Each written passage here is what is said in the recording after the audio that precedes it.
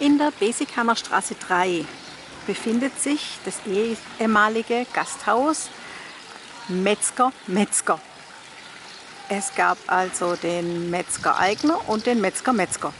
Und die Wirtschaft von Friedrich Metzger, die war sehr traditionell und sehr bekannt.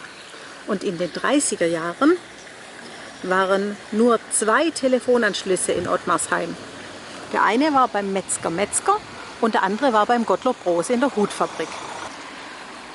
Beide haben natürlich das Telefon gebraucht, weil sie Kontakt mit Kunden von auswärts haben mussten.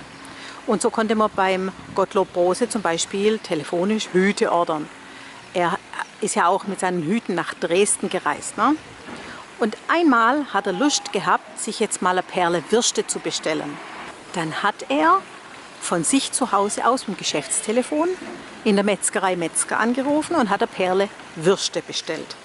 Aber weil hier viel Betrieb war, ist seine Bestellung leider irgendwie untergegangen.